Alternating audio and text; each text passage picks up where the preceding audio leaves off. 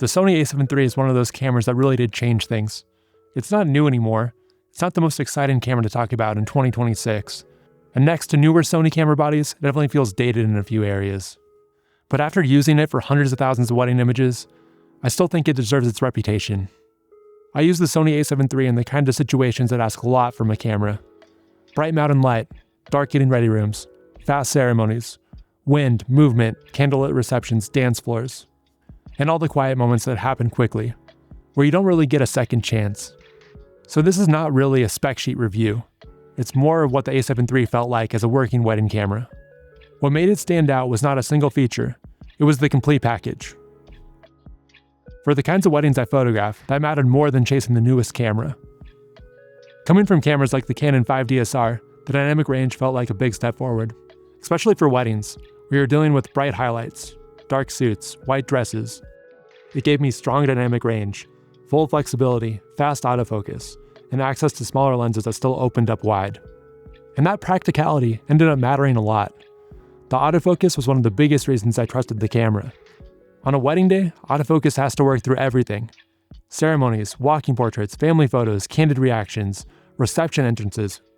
And in real use, the A7 III felt dependable. It let me focus more on timing, expression, and composition instead of fighting the camera. It was not perfect. In extremely dark ceremonies, especially candlelit winter ceremonies, it could hunt for focus for a second or two. But I'd say most of the time, when I got home and I looked through the files, the results were there. Newer Sony cameras are better now. The tracking is better. Eye autofocus is better. Subject detection is better.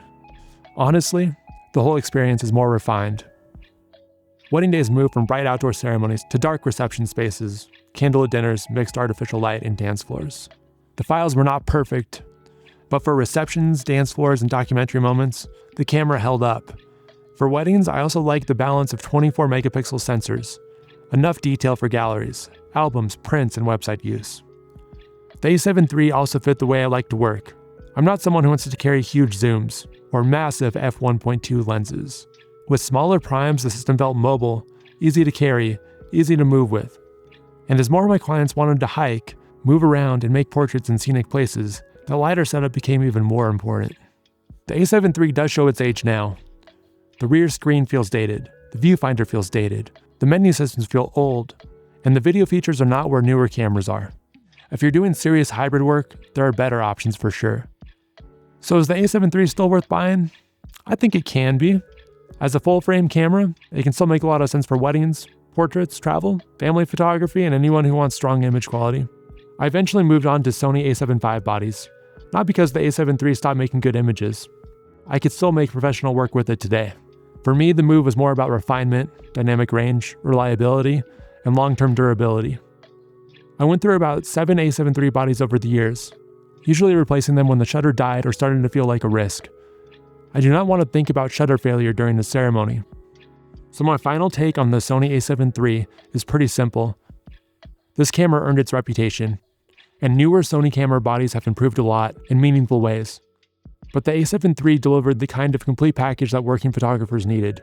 Image quality, autofocus, battery life, reliability, size, file flexibility, all in one practical full-frame body. Looking back, the A7 III helped me focus less on gear and more on timing, light, emotion, and composition. It handled pressure, movement, difficult light, long wedding days, and the fast decisions that happen when you're photographing real people, instead of controlled test scenes.